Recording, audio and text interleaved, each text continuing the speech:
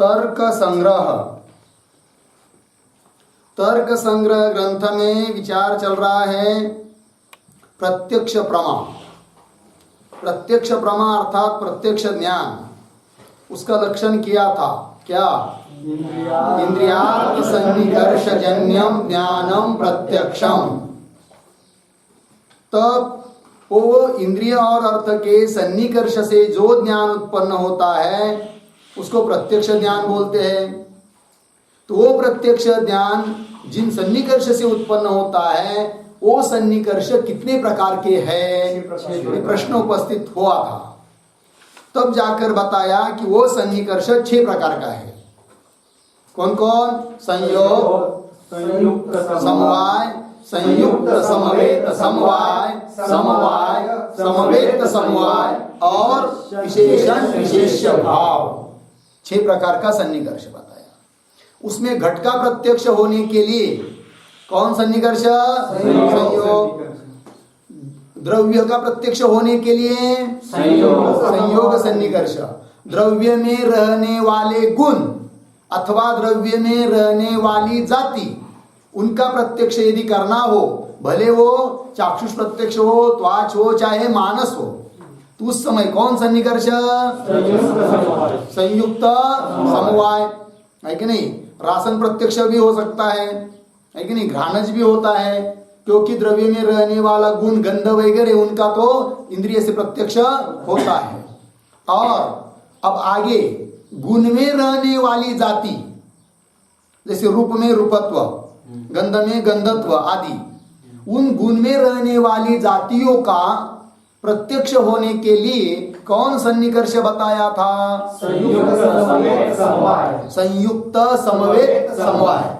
इस सन्निकर्ष से गुण में रहने वाली जाति का क्या होता है? प्रत्यक्ष होता है।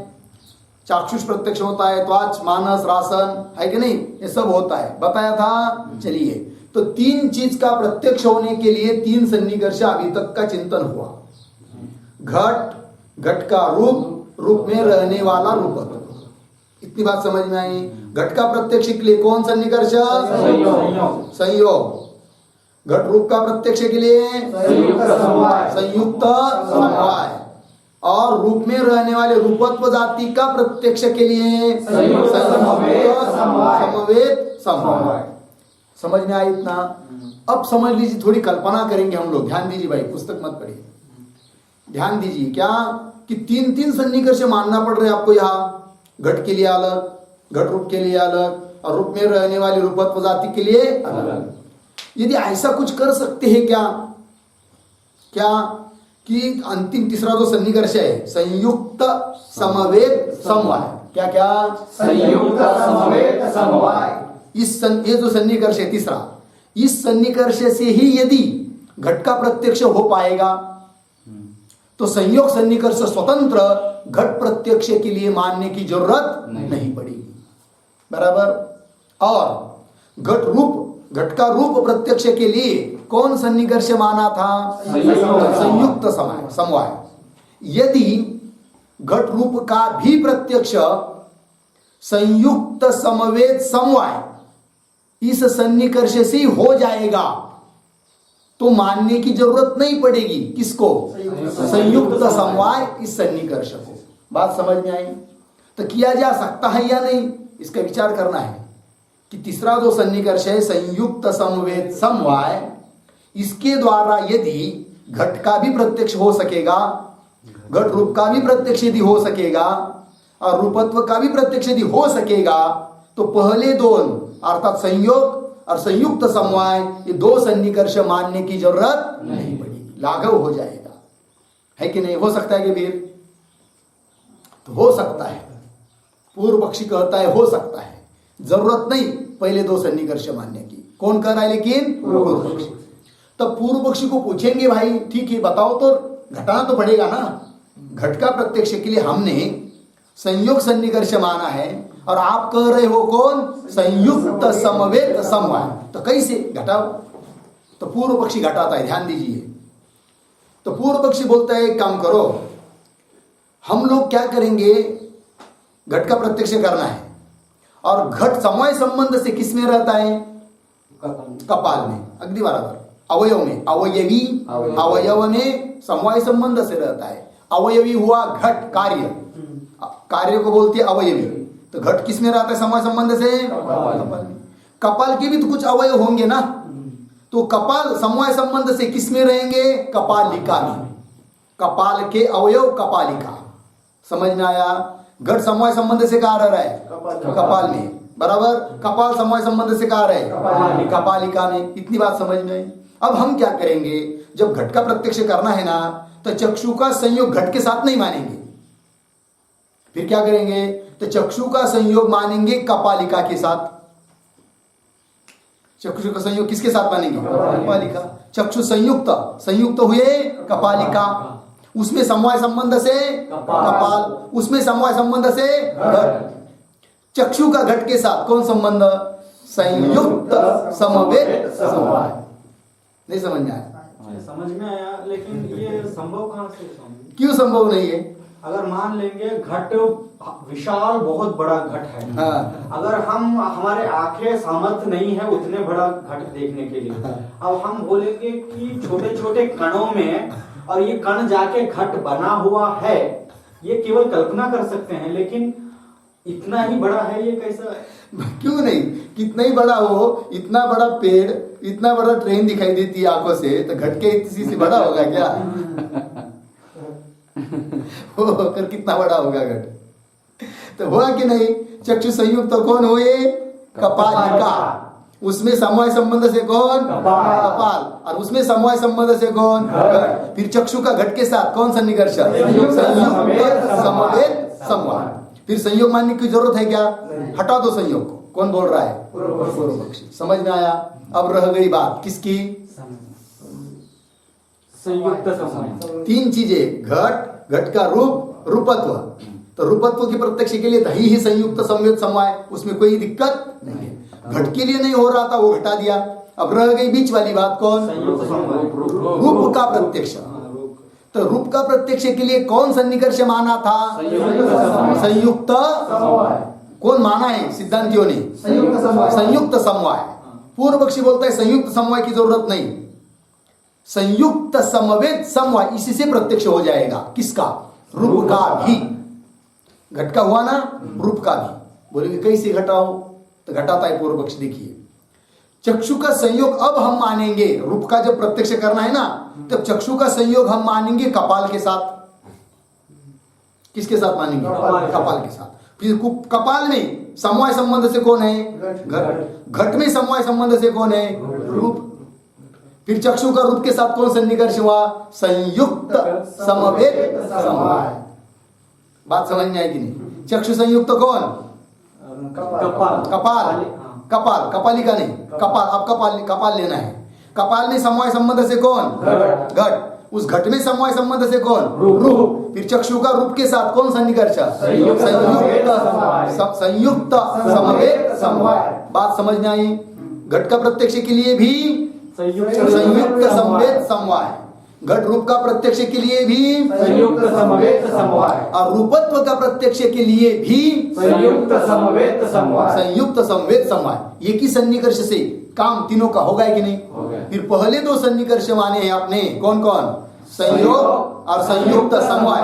हटा दो, जरूरत नहीं है। कौन बोल रहा है? पूर्व पक्षी। बात समझ में आई? पंक्ति देखिए, पदकृत्य में मिला क्या? कहा अथ, शब्द मिल रहा है कि नहीं? अथ द्रव्य तत्समवेत प्रत्यक्षे अपि। मिला? इनको मिला दो। आपको मिली पंक्ति? हाँ, चलो फिर। अथ द्रव्य, द्रव्य हुआ कौन? घट। तत्समवेत, तत्समवेत द्रव्य संवेद, घट में समवाय संबंध से रहने वाला कौन? रूप। बराबर? पंक्ति देखिए, द्रव्य तत्संवेद प्रत्यक्षे अपि, मतलब घट का प्रत्यक्ष, द्रव्य का घट रूप द्रव्य, घट का प्रत्यक्ष के लिए भी, और घट में जो समवाय संबंध से रूप, उसके प्रत्यक्ष के लिए भी। क्या? संयुक्त समवेत समवाय एव सन्निकर्ष अस्तु इति चेत। या तक पूर्व पक्ष हुआ। अथ से इति चेत तक। घटा दिया ना। अब उत्तर दे रहे सिद्धांती, इति चेत न एतत्, ये तुम्हारा कहना ठीक नहीं है। कौन बोल रहे हैं? सिद्धांती। यदि तुम्हारे कहने के अनुसार मानेंगे तो बड़ी संकट आएगा, बड़ा संकट आएगा। बोलेंगे क्या संकट आएगा? आगे क्या है, आगे बताओ, पढ़ो। न अध्यक्षत्व इति चेत न एतत्, आगे आत्मा देहे, यही है ना? आत्मनः अपि अनध्यक्षत्व प्रसंगात्। हाँ, आत्मनः अपि अनध्यक्षत्व प्रसंगात्। हाँ, आत्मनः अपि अनध्यक्षत्व प्रसंगात्। समझ में आया? उत्तर दिया। देखिए ध्यान दीजिए, अनध्यक्षत्व पद है हवा पर, दो शब्द आपके सामने है, अध्यक्षत्व अनध्यक्षत्व। अध्यक्षत्व शब्द का अर्थ होता है प्रत्यक्ष, लिख लीजिए, अध्यक्षत्वम बराबर प्रत्यक्षम।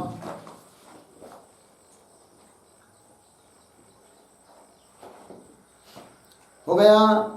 फिर उसके विरोधी शब्द अनध्यक्षत्व, उसका क्या अर्थ होगा? अप्रत्यक्ष। अप्रत्यक्ष।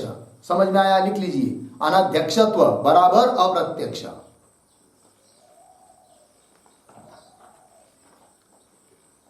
अब देखिए भाई, खंडन कर रहे सिद्धांती, किसका? पूर्व पक्षी का। क्या कर रहे हैं? आत्मा दे क्यों आत्मनः अनध्यक्षत्व प्रसंगात, मतलब आत्मा का प्रत्यक्ष नहीं हो पाएगा। कौन कह रहे? सिद्धांती। ध्यान दीजिए, सिद्धांती कह रहे पूर्व पक्षी को, हे पूर्व पक्षी, तुम्हारे कहने के अनुसार तीनों का प्रत्यक्ष होने के लिए यदि संयुक्त समवेत समवाय सन्निकर्ष मानेंगे तो आत्मा का प्रत्यक्ष नहीं हो पाएगा, जबकि आत्मा का प्रत्यक्ष मन के द्वारा होता है। वो नहीं हो पाएगा। बोले क्यों नहीं हो पाएगा? तो बोले जैसे आपने घट में घटाया है कि नहीं, चक्षु का संयोग कपालिका में, उसमें समवाय संबंध से कपाल, उसमें समवाय संबंध से है कि नहीं, घट, बात घटाया आपने। इधर घट तो सावयव था, अवयव वाला था, इसलिए वहां पर तो आप घटा पाए। आत्मा सावयव है या निरवयव है? निरवयव है, उसके कोई पार्ट है ही नहीं है। तो फिर आत्मा का प्रत्यक्ष करते समय कैसा घटाओगे बताओ? तो संबंध घट ही नहीं पाएगा। यदि घट की तरह आत्मा के भी अवयव होते तो कह सकते थे इस अवयव के साथ चक्षु का मन का संयोग है, उसमें संवेद वो है, उसमें संवेद वो है, किंतु आत्मा के लिए क्या नहीं है? अवयव नहीं है। इसलिए आत्मा का और आत्मा में रहने वाले सुखादि गुण का भी प्रत्यक्ष नहीं हो पाएगा। इसलिए हमने द्रव्य प्रत्यक्ष के लिए अलग सन्निकर्ष बताया है। द्रव्य में रहने वाले जो गुणादि द्रव्य संवेद पदार्थ, उनके प्रत्यक्ष के लिए अलग सन्निकर्ष बताया है, और रूपत्वादि जो गुण में रहने वाली जाति, उसके प्रत्यक्ष के लिए तीसरा अलग सन्निकर्ष बताया है। हमारा कहना ही ठीक है, हे पूर्व पक्षी, तुम्हारा कहना ठीक नहीं है। यदि तुम्हारा कहना ठीक है ऐसे तुमको लगता हो तो घटा दो, आत्मा का प्रत्यक्ष कैसा कराओगे बताओ? तो नहीं कर पाएगा। तो खंडन हो गया फिर किसका? पूर्व पक्ष का। अर्थात क्या सिद्ध हुआ? फिर तीन सन्निकर्ष तीन चीज के लिए मानना ही पड़ेंगे। हो गया। घट द्रव्य प्रत्यक्ष के लिए संयोग सन्निकर्ष, द्रव्य समवेत पदार्थों का प्रत्यक्ष के लिए संयुक्त समवाय, द्रव्य समवेत पदार्थों का प्रत्यक्ष के लिए संयुक्त समवेत समवाय। बात समझ में आई? देखिए, इति चेत न एतत् आत्मन अनध्यक्षत्व प्रसंगात्, मतलब आत्मा का प्रत्यक्ष नहीं हो पाएगा। लग गया पंक्ति? आगे चलेंगे। आगे क्या है भाई मूल में? श्रोत्रेण शब्द साक्षात्कार। चलिए सन्निकर्ष कितने बताए थे बोलो? 6 हो गया ना। पहले 3 का विवेचन हुआ, 4 नंबर का सन्निकर्ष कौन था? समवाय। समवाय सन्निकर्ष से किसका प्रत्यक्ष होता है? शब्द का। और संवेद समवाय सन्निकर्ष से किसका प्रत्यक्ष होता है? शब्दत्व जाति का, है ना? वही बात बता रहे। श्रोत्रेण शब्द साक्षात्कारे समवाय सन्निकर्षः।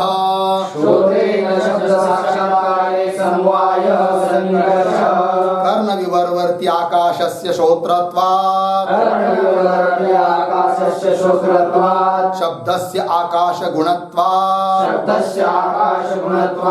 गुण गुणिनोश्च समवायात्। हो गया भाई? अर्थ देखिए, श्रोत्रेण, श्रोत्र इंद्रिय के द्वारा शब्द साक्षात्कार है, शब्द का साक्षात्कार मतलब प्रत्यक्ष, शब्द का प्रत्यक्ष होने में कौन सन्निकर्ष? समवाय सन्निकर्ष। आगे कैसे घटा रहे हैं? कर्ण विवरवर्ती आकाशस्य श्रोत्रत्वात्, श्रोत्र मतलब जैसे जैसे घ्राण इंद्रिय पृथ्वी से उत्पन्न होता है, त्वग इंद्रिय वायु से उत्पन्न होता है, उस प्रकार श्रोत्र इंद्रिय आकाश से उत्पन्न होता है, ऐसे नैयायिक मानते नहीं। फिर वो क्या कहते हैं? तो महाआकाश है, उस महाआकाश का जितना भाग इस कर्णच्चे के चाफे में आया हुआ है उतने आकाश भाग को ही हम कहते हैं क्या? श्रोत्र है कि नहीं? आकाश कोई अलग, श्रोत्र कोई आकाश से उत्पन्न हुआ कोई अलग चीज नहीं है। समझ में आया ना? फिर आकाश रूप ही हो, और आकाश रूप है और शब्द क्या है? आकाश का गुण है, और वो आकाश रूप ही है श्रोत्र इंद्रिय, और गुण गुणी का क्या होता है? समवाय। इसलिए श्रोत्र इंद्रिय का और शब्द का कौन सन्निकर्ष? समवाय। अर्थात श्रोत्र इंद्रिय के द्वारा शब्द का प्रत्यक्ष होने में कौन सन्निकर्ष? हुआ ना? वही लिखा है, देखिए कर्ण विवरवर्ती, कर्ण का जो विवर छेदा है कि नहीं, वर्ती रहने वाला, उसमें जो आकाश से श्रोत्रत्वात् वही आकाश श्रोत्र है, और शब्द से आकाश गुणत्वात्, शब्द क्या है? आकाश का गुण है, और गुण गुणिनोश्च समवाय। बात समझ में आई? आगे चलेंगे। इस पर पदकृत है क्या? है। चलो, समवाय सन्निकर्षम उदाहरति, यही है ना? समवाय सन्निकर्ष का उदाहरण दे रहे मूल में श्रोत्रेण इत्यादि पंक्ति के द्वारा। आगे चलिए, जननीये इति शेषः, है कि नहीं? बोल रहे, देखिए कभी कभी क्या होता है, वाक्य का अर्थ पूरा स्पष्ट रूप से समझ में आने के लिए कुछ पद को जोड़ना पड़ता है, समझना पड़ता है, उसको बोलते हैं शेष। उसको क्या बोलते हैं? शेष, है कि नहीं? जैसे व्यवहार में भी होता है कि नहीं? बहुत जगह होता है, क्या है? राम गांव को गया था, वह परसों वहां से दिल्ली को जाने वाला है। वह परसों दिल्ली को जाने वाला है, वह कौन? राम इति शेष। समझ में आया कि नहीं? राम दिल्ली को जाने वाला है कि नहीं? उस प्रकार मूल में पंक्ति क्या है? श्रोत्रेण शब्द साक्षात्कारे, इतना ही है कि नहीं? तो उसमें एक समझना पड़ेगा शब्द शेष, उसको बोलते हैं क्या? जननीय। अर्थ क्या होगा फिर? श्रोत्रेण शब्द साक्षात्कारे जननीय समवाय सन्निकर्ष। अर्थ क्या निकलेगा? श्रोत्र इंद्रिय के द्वारा शब्द का साक्षात्कार उत्पन्न होने में जननीय शब्द समवाय सन्निकर्ष। समझ में आया? चलिए, जननीय इति शेष हो गया ना? चलो भाई, अब यहां पर एक शंका कर रहे हैं, ननु श्रोत्र शब्दयोः कथम समवायः इति अपेक्षमाणं प्रति तम उपपाद्य दर्शयति। ठीक है ना? शंका ये होगी कि भाई जैसे चक्षु का घट के साथ कौन सन्निकर्ष? संयोग। त्वग इंद्रिय का घट के साथ कौन सन्निकर्ष? संयोग। उस प्रकार श्रोत्र इंद्रिय का शब्द के साथ संयोग या संयुक्त समवाय ऐसा कुछ होना चाहिए था, लेकिन आपने श्रोत्र इंद्रिय का शब्द के साथ कौन सन्निकर्ष बताया? समवाय। कैसा समवाय होगा भाई? है कि प्रश्न होगा कि नहीं? तो उसको घटा के दिया है मूल में, है कि नहीं? वो पदकृत्यकार हम लोगों को बता रहे। देखिए, ननु श्रोत्र शब्द योह, मिला कि नहीं? शब्द और श्रोत्र इन दोनों का कथम समवाय, कैसा समवाय संबंध है?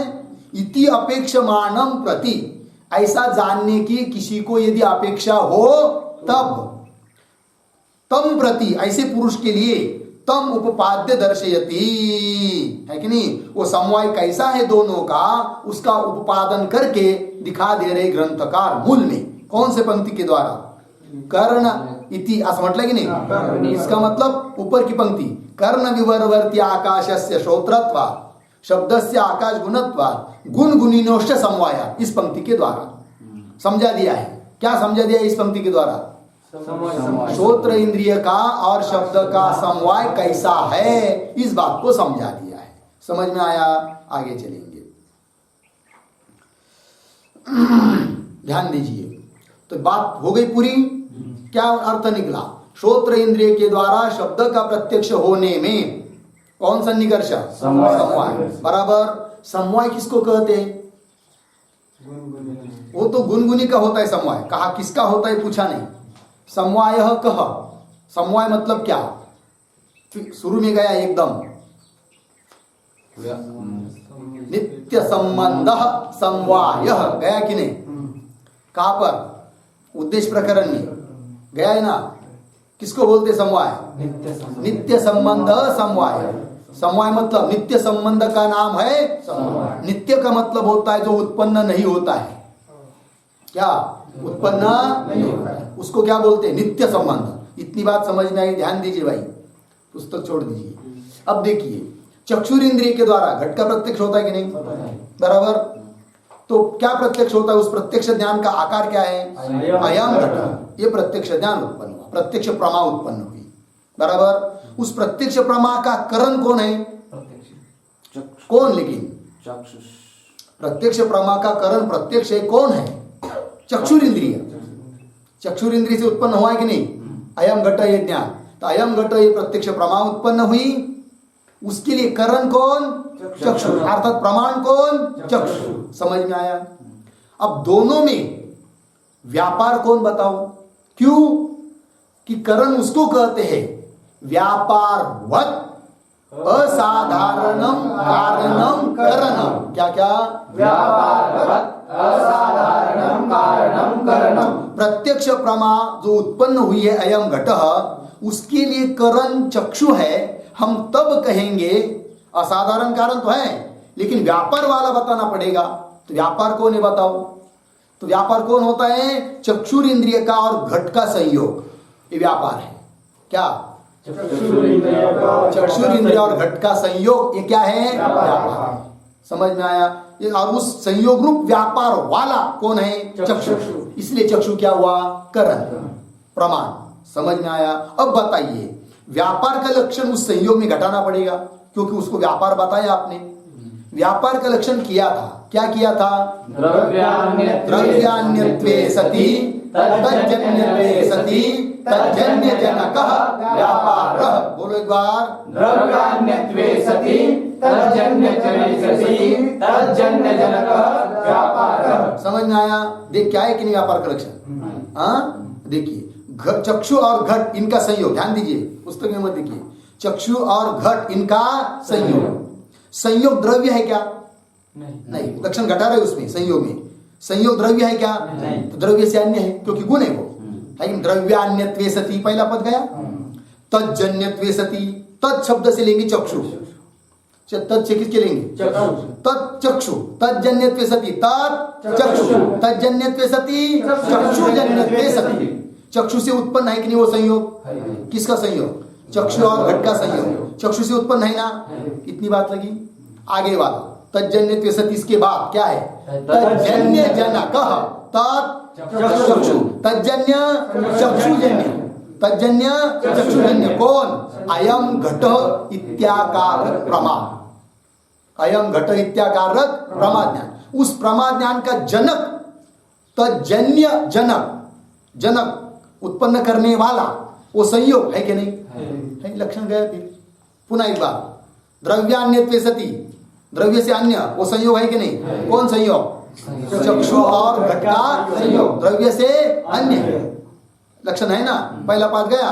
दूसरा क्या है, तज्जन्यत्वे सति तत्चक्षु, तज्जन्य चक्षुजन्य, चक्षुजन्य, चक्षु से जन्य वो संयोग है कि नहीं है। दूसरा पद भी गया।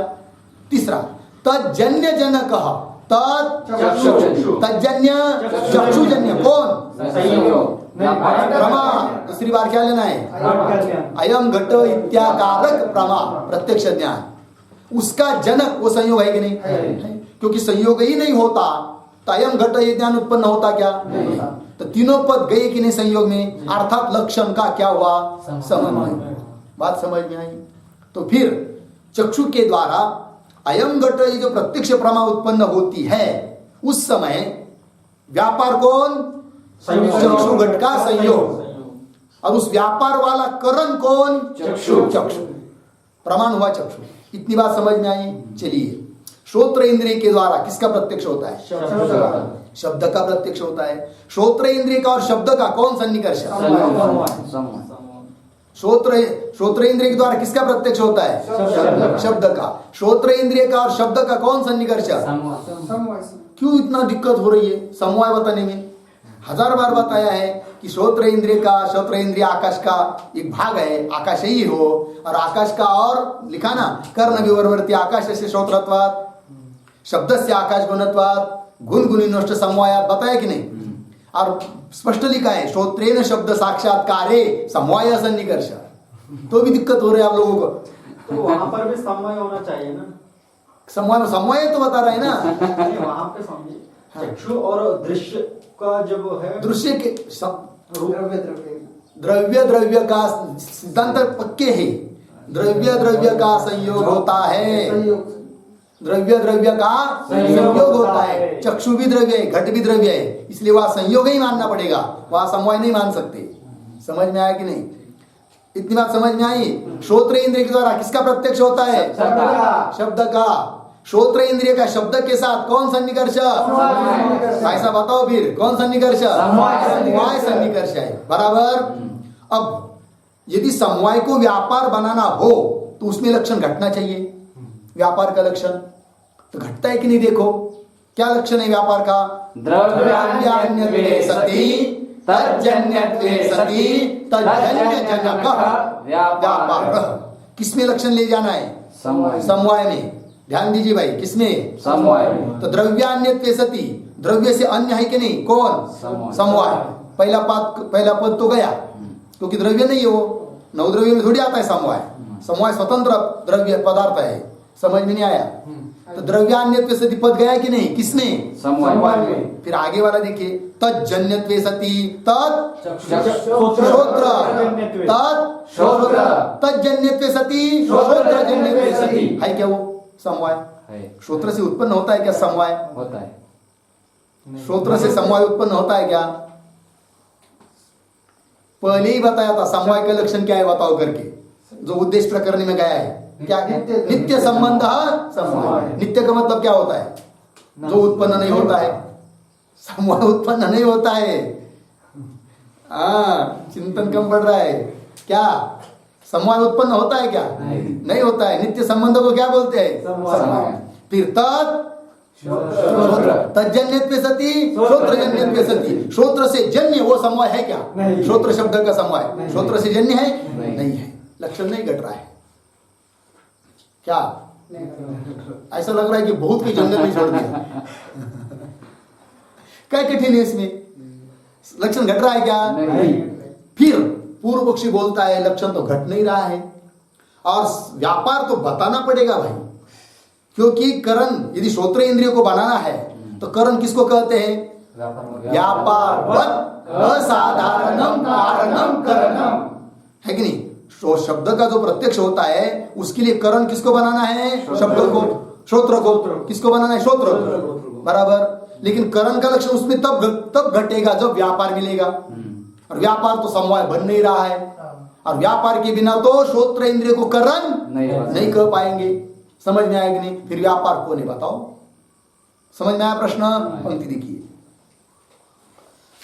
मिला पंक्ति? ननु कहा है? नहीं, अथ करने इसके आगे अथ मिला।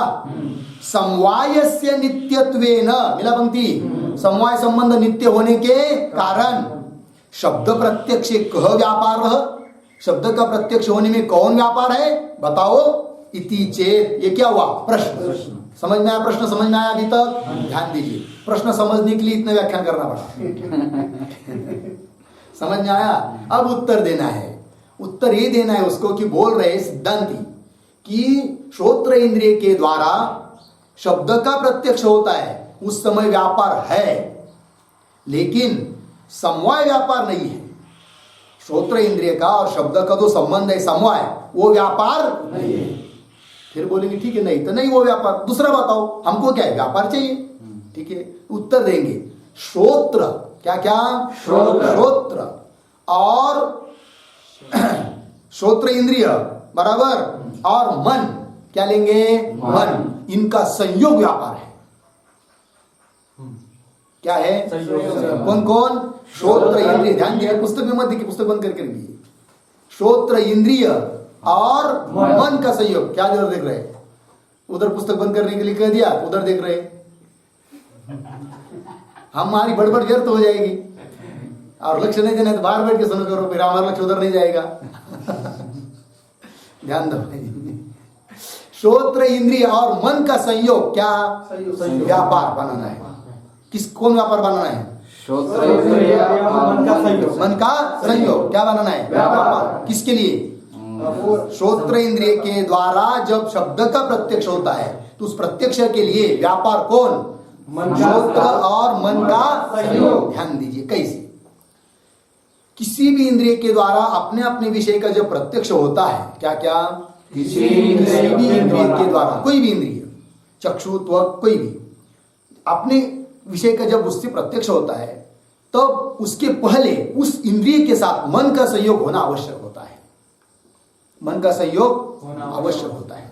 समझ लीजिए चक्षु चली गई है उस घट को देखने के लिए, लेकिन मन और कहीं है, तो चक्षु का संयोग उस घट के साथ होने पर भी क्या? चक्षु का संयोग घट के साथ होने पर भी उस घट का प्रत्यक्ष नहीं होता है। फिर आदमी बोलेगा, अरे भाई हम बता रहे थे, सुना कि नहीं? नहीं सुन पाया। क्यों? कहीं कान के गान रखे थे क्या? कहाँ गए थे?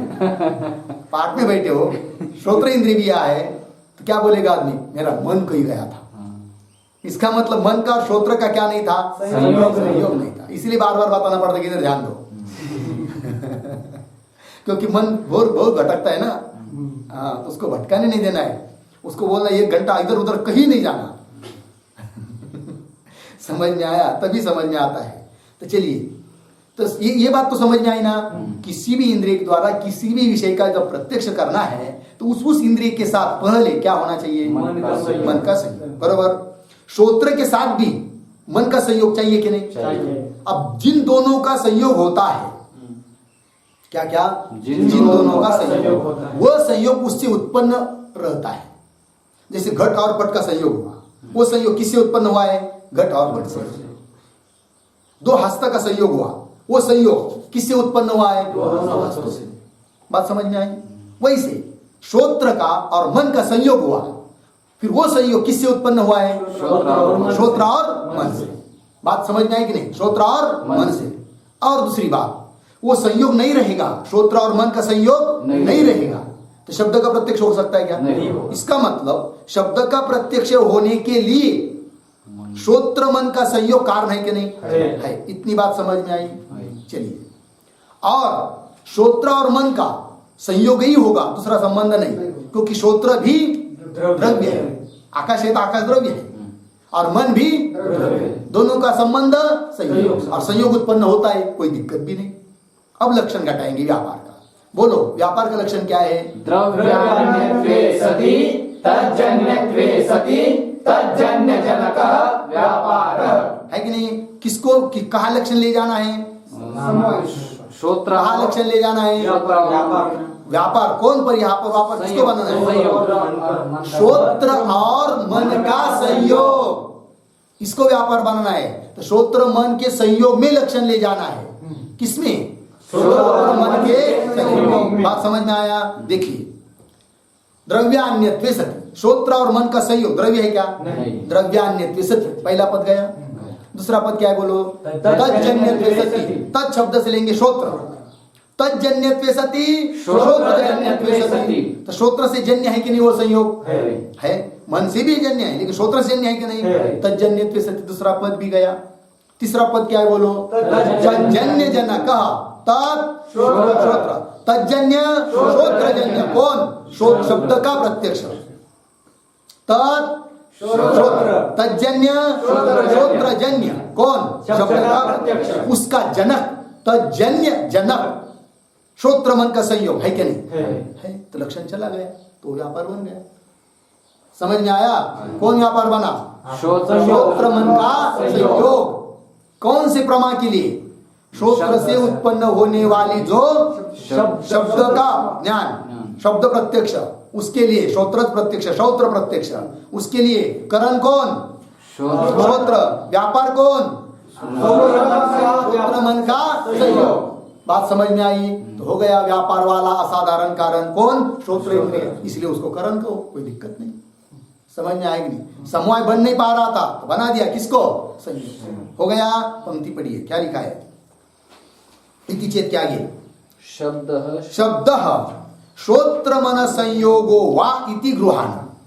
व्यापार कौन है ये पूछा था तो व्यापार बता दिया, श्रोत्र मन का संयोग ये व्यापार है, घटा भी दिया उसमें लक्षण बराबर। लेकिन वा दिया है वहां पर, वा मतलब विकल्प, ये अथवा एक तो बता दिया श्रोत्र मन का संयोग, इसको व्यापार समझ लो तो ठीक है, घटा दिया उसमें।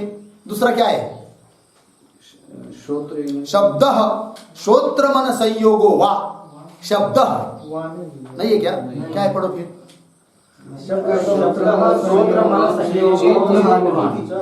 हाँ शब्द है ना, क्या क्या? पुनः एक बार एक जन पढ़ो।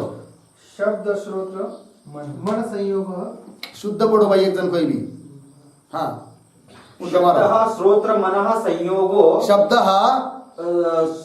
श्रोत्र मनः संयोगो च इति गृहाण। हाँ ठीक है, चलिए दो व्यापार है। वहां दिया ना, देना चाहिए था, नहीं दिया तो कोई बात नहीं, वहां चाहिए था, है कि नहीं? श्रोत्र मन का संयोग, इसको व्यापार बना लो, ये कह दिया सिद्धांतियों ने। और नहीं तो शब्दों को व्यापार बना लो।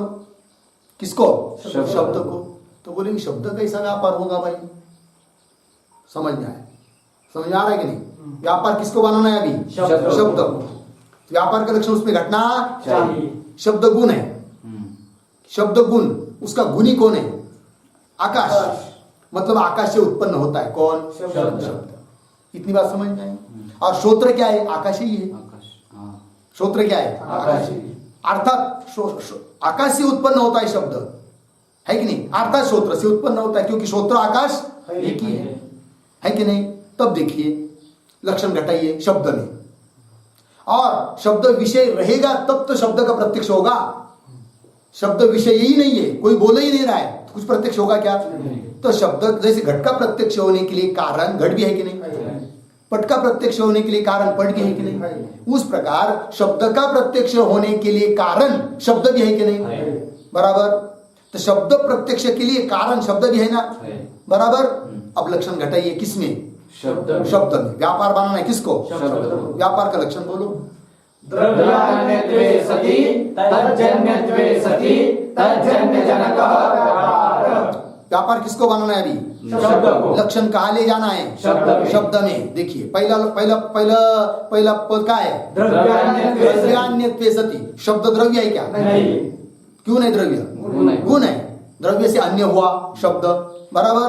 आगे का पद तज्जन्यत्वे सति, तत्श्रोत्र, तज्जन्य श्रोत्रजन्य। श्रोत्र से जन्य है कि नहीं शब्द? क्यों? श्रोत्र आकाश है, और आकाश से उत्पन्न होता है कौन? शब्द। तज्जन्यत्वे सति गया शब्द में। आगे वाला पद तीसरा क्या? तज्जन्य जनक, तत्श्रोत्र, तज्जन्य श्रोत्रजन्य कौन? शब्द का प्रत्यक्ष, शब्द का प्रत्यक्ष। पुनः तत् श्रोत्र, तज्जन्य श्रोत्रजन्य कौन? शब्द का प्रत्यक्ष। उसका जनक, उत्पन्न करने वाला शब्द है कि नहीं? क्योंकि शब्द रहेगा तभी तो प्रत्यक्ष होगा। तो जनक हो गया शब्द, तो लक्षण घट गया। समझ में आया? तो प्रश्न क्या पूछा था? श्रोत्र इंद्रिय के द्वारा जब शब्द का प्रत्यक्ष होता है तो समवाय तो व्यापार बन नहीं सकता, तो व्यापार कौन बताओ? ये पूर्व पक्षी ने पूछा था। सिद्धांति ने उत्तर दिया क्या? उसमें क्या दिक्कत है? श्रोत्र इंद्रिय के द्वारा शब्द का प्रत्यक्ष होते समय एक तो व्यापार बना लो श्रोत्र मन के संयोग को, अथवा व्यापार बना लो शब्द को, तो हो गया काम। समझ में आई बात? पंक्ति देखिए। अथ मिला क्या? नहीं, शंका पढ़ लेते फिर आगे। अथ समवायस्य नित्यत्वेन मिला, शब्द प्रत्यक्ष कह व्यापार इति चेत मिला। आगे शब्द श्रोत्र मन संयोग वा इति गृहाण। शब्दों को व्यापार बना लो, क्यों? शब्द मन का जो संयोग है उसको व्यापार बना लो, काम बन गया। घटा भी दिया, लग गया आगे, आगे लग गया नहीं, पूरा हो गया। आगे चलेंगे। आगे क्या है पंक्ति? हाँ, कितने सन्निकर्ष का विचार हुआ? चार। पांचवा कौन था? समवेत समवाय। समवेत समवाय सन्निकर्ष से किसका प्रत्यक्ष होता है? शब्दत्व जाति का, है कि नहीं? क्योंकि श्रोत्र के साथ शब्द का समवाय और शब्द में शब्दत्व का समवाय और श्रोत्र का शब्दत्व के साथ समवेत समवाय। समझ में आई बात? वही लिखा है शब्दत्व साक्षात्कारे, मिला पंक्ति मूल में, शब्दत्व साक्षात्कारे समवेत समवाय सन्निकर्ष। बोलो समवेत समवाय सन्निकर्ष। हो गया? हाँ, कैसे घटा रहे? श्रोत्र समवेते शब्दे शब्दत्वस्य समवायात्। श्रोत्र समवेते शब्दे शब्दस्य समवायात्। हो गया? श्रोत्र समवेत कौन हुआ? शब्द, और शब्द में शब्दत्व का क्या? समवाय। इसलिए श्रोत्र का शब्दत्व के साथ समवेत समवाय। समझ में आई बात? चलिए पदकृत्य इस पर क्या है बोलो? शब्दत्वीति श्रोत्रेण जननीय इति अनुकर्ष शेषो। इतना ही है ना? देखिए पदकृत्यकार आपको बता रहे हैं कि जो मूल की पंक्ति है कौन सी? शब्दत्व साक्षात्कार। ये जो पंक्ति है ना, इसमें दो पद बाहर से समझने चाहिए, तब पंक्ति का अर्थ अच्छी तरह से लगेगा। ऐसा सल्ला दे रहे हैं कौन? पदकृत्यकार। बोलेंगे कौन दोन शब्द? तो श्रोत्रेण और जननीय। तो कैसा होगा फिर? श्रोत्रेण पहले समझना है, श्रोत्रेण शब्दत्व साक्षात्कारे जननीय समवेत समवाय सन्निकर्ष। ठीक है? उन दो पदों में पहला जो पद है श्रोत्रेण, उसकी अनुवृत्ति, उसकी क्या लिया? अनुवृत्ति। क्योंकि उसके पीछे वाले वाक्य में श्रोत्रेण पद होता था कि नहीं? तो उसकी क्या हुई? अनुवृत्ति। और जननीय इसको क्या समझना है? शेष। पंक्ति देखिए, श्रोत्रेण जननीय इति अनुकर्ष शेषो। एक अनुकर्ष है, मतलब एक की अनुवृत्ति है और एक शेष है। समझ में आई बात? चलिए आगे आगे क्या है? मूल में चलेंगे अभी। तो कितने सन्निकर्ष है भाई? 6। कितने का विचार हुआ? 5। कौन रह गया? मतलब 6 नंबर का विशेषण विशेष्य भाव। अब उसके द्वारा, उस सन्निकर्ष के द्वारा किसका प्रत्यक्ष होता है, इस बात को समझा रहे मूल में ग्रंथकार। अभाव प्रत्यक्षे विशेषण विशेष्य भाव सन्निकर्ष। अभाव प्रत्यक्षे विशेषण विशेष्य भाव सन्निकर्ष। घटाभाववद् भूतलम् इत्यत्र चक्षु संयुक्ते भूतले घटाभावस्य विशेषणत्वात्। हो गया? देखिए अभाव प्रत्यक्ष, अभाव का प्रत्यक्ष करने में विशेषण विशेष्य भाव सन्निकर्ष है। कौन? विशेषण विशेष्य भाव। हाँ, तो उसको अलग अलग समझेंगे, विशेषण भाव सन्निकर्ष और विशेष्य भाव सन्निकर्ष। क्या क्या? विशेषण भाव सन्निकर्ष, विशेष्य भाव सन्निकर्ष। ठीक है? कैसे? देख लीजिए, ध्यान दीजिए। सामने है भूतल। क्या है? भूतल। वहां पर घट नहीं है। क्या नहीं है? घट नहीं। घट का क्या है? अभाव। घट का क्या है? अभाव। और हमको प्रत्यक्ष करना है घट के अभाव का। किसका प्रत्यक्ष करना है? घट के अभाव का। पर सामने तो भूतल है और भूतल के ऊपर है घट का अभाव। भूतल के ऊपर कौन है? घट का अभाव। तो उन दोनों में एक विशेष्य है, एक विशेषण है। जहां रहता है वो विशेष्य होता है, जो रहता है वो विशेषण। जैसे काला घोड़ा, घोड़े में काला रंग रहता है, तो घोड़ा क्या हुआ? विशेषण। और काला क्या हुआ? विशेषण। यहां पर भूतल, और भूतल के ऊपर है घट का अभाव। बराबर? प्रतीति भी आ रही है, घटाभाववत् भूतल। घट अभाव वाला भूतल है, ये प्रतीति आ रही है। इसमें विशेष्य कौन? भूतल। विशेष्य कौन है? भूतल। विशेषण कौन? घटाभाव। विशेषण कौन है? हो गया कि नहीं?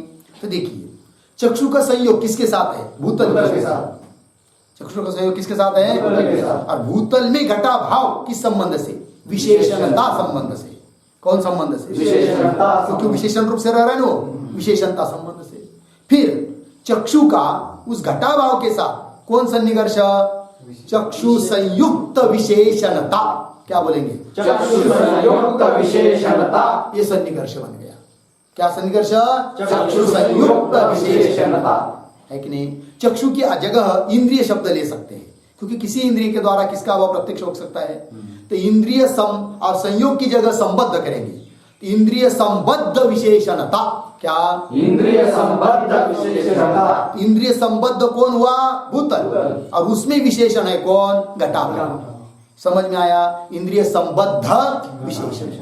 पंक्ति देखिए मूल में, अभाव प्रत्यक्षे विशेषण विशेष भाव सन्निकर्ष घटाभाव भूतलम इत्यत्र। घटा रहे है कि नहीं? समझा रहे ग्रंथकार। इत्यत्र चक्षु संयुक्ते भूतले, चक्षु से संयुक्त कौन है? भूतल। उस भूतल में सप्तमी घटाभाव से विशेषणत्व, उस भूतल में घटाभाव का, घटाभाव क्या है? विशेषण है। विशेषण है वो, इसलिए क्या हुआ? चक्षु संबद्ध विशेषणता। समझ में आई बात? चलिए पदकृत्य पढ़ेंगे। पदकृत्य विशेषण इति मिला, विशेषण भाव विशेष्य भाव च इति बोध्यम। तो मूल में जो पंक्ति आई है ना, क्या? अभाव प्रत्यक्ष विशेषण विशेष्य भाव सन्निकर्ष, उसको अलग अलग समझना है। पदकृत्यकार ने कह दिया क्या क्या अलग समझना है? विशेषण भाव सन्निकर्ष, विशेष्य भाव सन्निकर्ष, दो अभाव का प्रत्यक्ष के लिए। समझ में आया? लेकिन अभाव का ही प्रत्यक्ष करना है, इसलिए दो न करके एक ही संबंध समझकर 6 संबंध बताया है। ठीक है, देखिए विशेषण भाव विशेष्य भाव च इति बोध्यम। लग गए पंक्ति? आगे पढ़िए। इंद्रिय संबद्ध विशेषणत्वम, इंद्रिय संबद्ध विशेषत्वम इति आवत। अलग अलग सन्निकर्ष कर दिया। पहला कौन? इंद्रिय संबद्ध विशेषणत्वम पहला, और दूसरा इंद्रिय संबद्ध विशेषत्वम। मिला? बोलो दो कौन कौन? इंद्रिय संबद्ध विशेषणत्व, इंद्रिय संबद्ध विशेषत्व। ठीक, इंद्रिय संबद्ध विशेषणत्व बोलिए, अथवा इंद्रिय संबद्ध विशेषणता संबंध बोलिए। तो और ता भाव में हुए है, एक नहीं तल तो क्या अर्थ हुआ? इंद्रिय संबद्ध विशेषणता अर्थात विशेषणत्व, वही बात है। क्यों हुआ? इंद्रिय संबद्ध विशेषता, दो सन्निकर्ष हुए। उसमें से जो पहला है कौन सा? इंद्रिय संबद्ध विशेषणता। पूरा बोलना है भाई। पहला कौन? इंद्रिय संबद्ध विशेषणता। इस सन्निकर्ष से तो किसका प्रत्यक्ष होता है, किस अभाव का प्रत्यक्ष होता है, ये बात तो बता दिया। घटाभाववत भूतल, इंद्रिय संबद्ध, उसमें विशेषणता है किसकी? घटाभाव की। प्रत्यक्ष हुआ कि नहीं? है कि ना? ये संबंध से। तो चलिए, इंद्रिय संबद्ध विशेषणत्वम, इंद्रिय संबद्ध विशेषत्वम इति यावत। हो गया ना? आगे चलिए। विशेषण भाव सन्निकर्ष, सन्निकर्षम उपपाद्य दर्शयति। ठीक है जी? विशेषण भाव सन्निकर्ष का उपादन करके, कथन करके दिखा दे रहे मूलकार। कहा? कौन सी पंक्ति में? दूसरी हो गया गड़बड़। पदकृत्य के दूसरी लाइन में। पदकृत्य नहीं, पदकृत्यकार समझा रहे हैं कि मूल की इस पंक्ति में अमुक चीज समझाई है, तो मूल की पंक्ति कौन है ये मैं पूछना चाहता हूं। घटभाववत। हाँ देखिए, विशेषण भाव सन्निकर्षम उपपाद्य दर्शयति। कौन बता रहे आपको? पदकृत्यकार। क्या कर रहे कि भाई सुनो सुनो भैया सुनो, अभाव के प्रत्यक्ष के लिए दोन सन्निकर्ष है। कौन बता रहे? पदकृत्यकार। उसमें पहला सन्निकर्ष है ना, कौन सा? घटभाव। इंद्रिय संबद्ध विशेषणता। उसका उदाहरण मूल में बताया है। कहा? घटाभाववत। इस पंक्ति के द्वारा, मूल की पंक्ति। कौन पंक्ति? पढ़ो मूल की पंक्ति। घटाभाववत भूतलम इत्यत्र चक्षु संयुक्ते भूतले घटाभावस्य विशेषणत्वात्। इस पंक्ति के द्वारा कौन से संबंध घटा दिया है? संबद्ध विशेषणता। अब समझ में आया? चलिए, विशेषण भाव सन्निकर्षम उपपाद्य दर्शयति घटाभाववत इति। हो गया? तो बोलेंगे ठीक है भाई, मूलकार ने तो एक ही उदाहरण दिया, फिर दूसरे संबंध का उदाहरण दिया नहीं। दूसरा संबंध क्या है अभाव प्रत्यक्ष के लिए? इंद्रिय संबद्ध विशेषता। क्या? विशेषता। पूरा बोलो। इंद्रिय संबद्ध विशेषता। इसका उदाहरण तो मूल में नहीं दिया नहीं है। है, फिर क्या करेंगे? तो पदकृत्यकार बोल रहे घबराओ मत, रो मत। मूल कार्य नहीं दिया ना उदाहरण, हम दे देंगे। कौन बोलते हैं? पदकृत्यकार। तो दे रहे, देखिए, इह भूतले घटो नास्ति इत्यादौ विशेषता सन्निकर्ष अवसेय। समझ में आया? उदाहरण दिया, इह भूतले घटो नास्ति। क्या? यह भूतले घटो नास्ति। इत्यत्र मतलब इस प्रतीति में विशेषता सन्निकर्ष।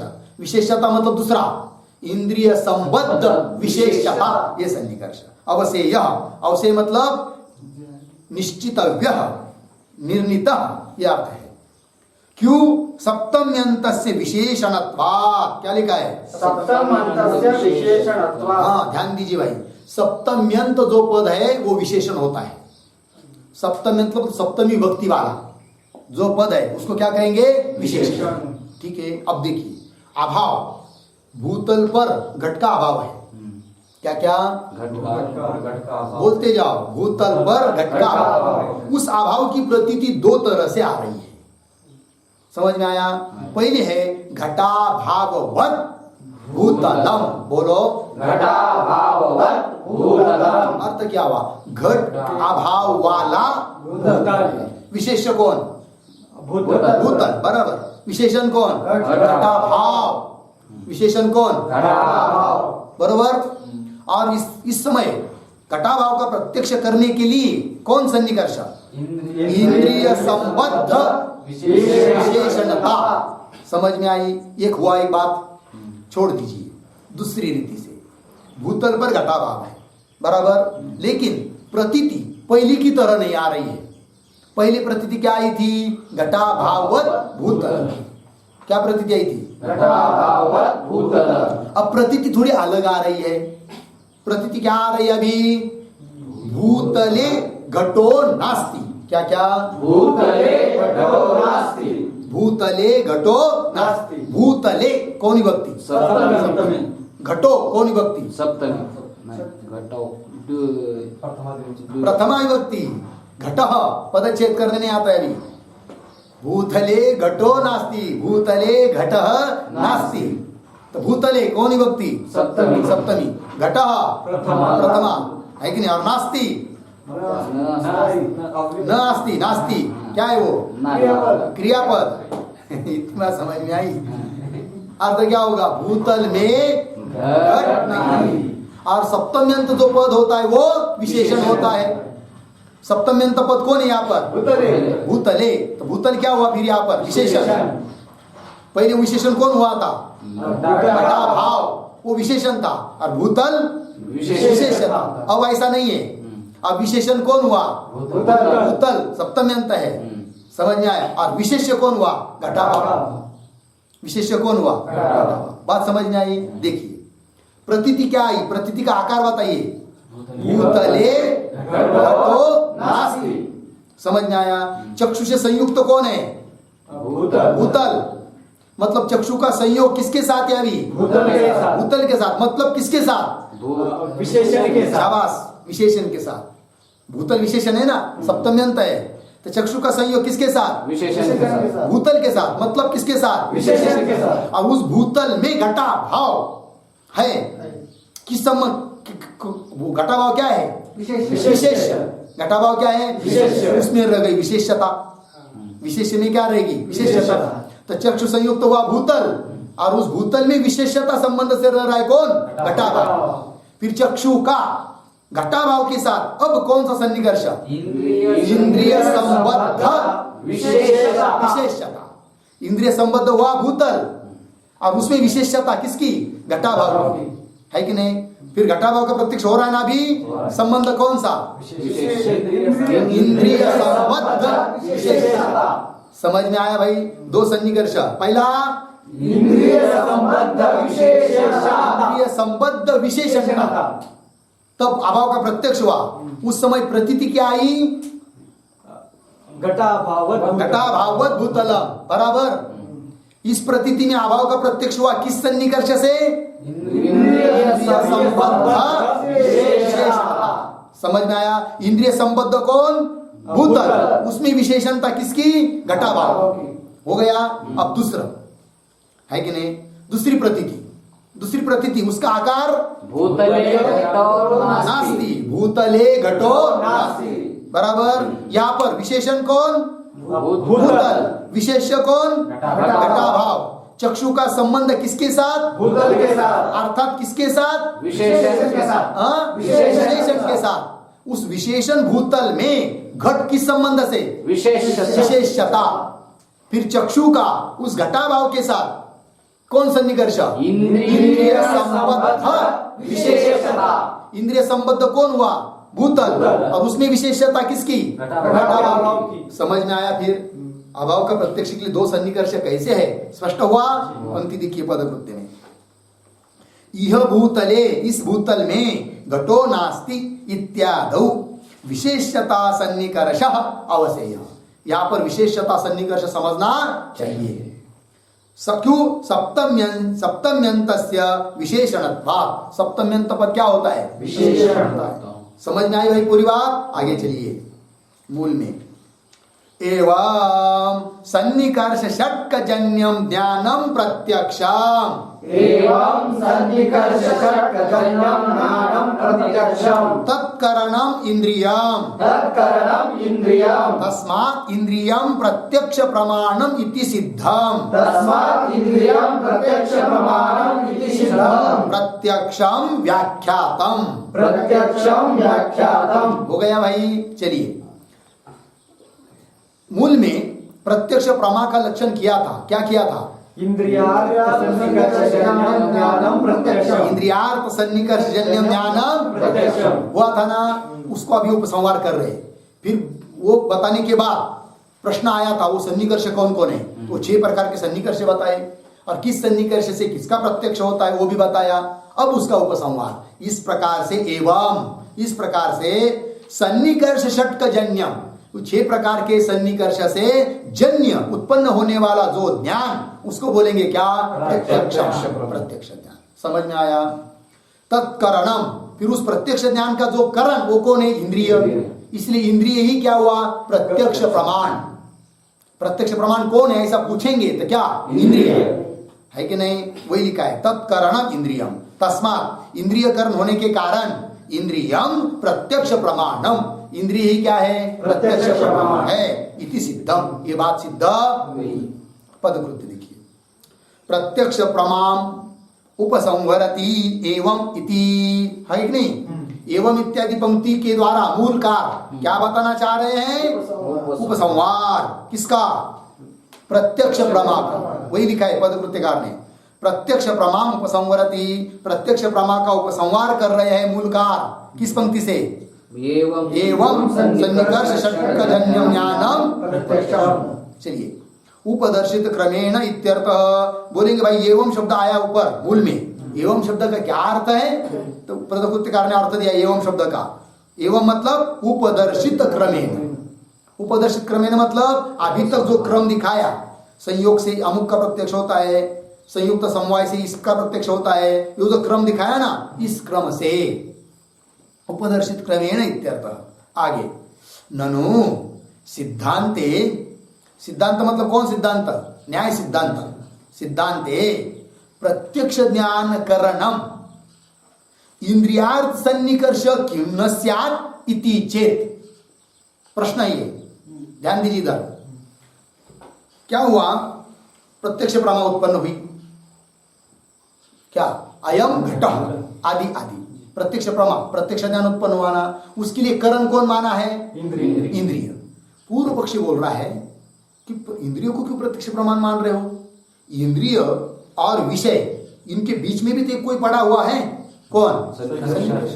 तो सन्निकर्ष को ही प्रत्यक्ष प्रमाण मान लो, कह लो ना। क्या? प्रत्यक्ष प्रमा के लिए प्रमाण कौन? सन्निकर्ष मानो। क्यों इंद्रियों को मान रहे? प्रश्न। ऐसा कोई गलत न समझे, इसीलिए मूलकार ने स्पष्ट किया, तस्मात् इंद्रियम प्रत्यक्ष प्रमाण। हो गया ना? वही पंक्ति देखिए, ननु सिद्धांते, वेदांत न्याय सिद्धांत में प्रत्यक्ष ज्ञान करणम, प्रत्यक्ष ज्ञान का करण अर्थात प्रमाण इंद्रियार्थ सन्निकर्ष क्यों न स्यात्, इंद्रिय और अर्थ का सन्निकर्ष क्यों न होवे, ऐसी यदि किसी को शंका होगी या गलत भ्रम होगा, किम न स्यात् ऐसी शंका होगी तो इति चेत उत्तर दे रहे न, वो सन्निकर्ष व्यापार है भाई, वो प्रमाण क्या करण नहीं हो सकता, न इतिहा। फिर कौन करण है बताओ, तो मूल में बताया है तत्करणम तत्करणम प्रत्यक्ष प्रमा, उसके पहले क्या आया है, प्रत्यक्ष ज्ञान आया ना, तो तद मतलब प्रत्यक्ष ज्ञान करणम, प्रत्यक्ष प्रमा करणम, प्रत्यक्ष प्रमा का करण कौन, इंद्रिय। तत्करणम इति, लग गए भाई, आगे चलिए। प्रत्यक्ष प्रमाणम निगमयति तस्मात् इति हुआ ना। अब प्रत्यक्ष प्रमाणम निगमयति, निगमयति मतलब उपसंहरति, उपसंहार कर रहे हैं। प्रत्यक्ष प्रमाण का आप क्या कर रहे हैं, उपसंहरति, उपसंहार कर रहे हैं। किस पंक्ति से, तस्मात् इंद्रियम प्रत्यक्ष प्रमाणम, इस पंक्ति से वही लिखा है आगे। प्रत्यक्ष प्रमाकरणत्वात् इत्यर्थः, तो तस्मात् शब्द आया है ना मूल में, तस्मात् शब्द का अर्थ है तस्मात् म्हणून, इसलिए, तस्मात् मतलब क्यों इंद्रिय प्रत्यक्ष प्रमाण है, तो तस्मात् शब्द का अर्थ दिया पदकृत्यकार ने, क्या, प्रत्यक्ष प्रमाकरणत्वात्, तस्मात् का अर्थ क्या है, प्रत्यक्ष प्रमाकरणत्वात्, इंद्रियम प्रत्यक्ष प्रमाण, मूल में प्रत्यक्ष प्रमा का करण होने से इंद्रिय प्रत्यक्ष प्रमाण है। समझ में आई पंक्ति, चलिए। प्रत्यक्ष प्रमाकरणत्वात् इत्यर्थ हो गया भाई। सिद्धम इति, सिद्धम आया था ना पंक्ति, शब्द मूल में क्या कहा है, तस्मात् इंद्रियम प्रत्यक्ष प्रमाणम इति, बोले सिद्ध हुआ, कहा सिद्ध हुआ, स्पष्ट कर रहे, न्याय सिद्धांते सिद्धम इत्यर्थ, सिद्ध हुआ मतलब कहां पर, न्याय शास्त्र के सिद्धांत में ये सिद्ध है। बात समझ में आई, हो गया। इति पदकृत्य के प्रत्यक्ष परिच्छेद, बोलो, इस रीति से है कि नहीं, इस तर्क संग्रह ग्रंथ में प्रत्यक्ष परिच्छेद, प्रत्यक्ष खंड समाप्त हुआ। अब इसके बाद चलेगा अनुमान खंड, है कि नहीं। अनुमान खंड कहां से आ जाएगा बीच में, क्योंकि ये प्रमाण मानते हैं, बुद्धि के चार भेद, बुद्धि के दो भेद, स्मृति अनुभव, अनुभव के दो भेद, यथार्थ यथार्थ यथार्थ अनुभव के चार भेद, कौन कौन, प्रत्यक्ष, उपमिति, शब्द, है कि नहीं, चार प्रकार के यथार्थ अनुभव, प्रत्यक्ष, अनुमिति, उपमिति, शब्द। उसके करण भी चार प्रकार के, कौन कौन, प्रत्यक्ष, अनुमान, उपमान, शब्द। तो उसमें से प्रत्यक्ष प्रमा और प्रत्यक्ष प्रमा का करण बता दिया। अब रह गई फिर अनुमिति, अनुमान, फिर आगे वाला शब्द, है कि नहीं, फिर उपमान, है कि नहीं, ये सब कहना पड़ेगा बाद में क्रम क्रम से, ठीक है। फिर ये है कि नहीं, फिर इसके बाद प्रत्यक्ष खंड समाप्त होने के बाद चालू हो जाएगा कौन, अनुमान खंड। इसका विचार हम लोग करेंगे बाद में। ओम पूर्णमदः पूर्णमिदं पूर्णात् पूर्णमुदच्यते पूर्णस्य पूर्णमादाय पूर्णमेवावशिष्यते। ओम शांति शांति शांति। शंकरं शंकराचार्य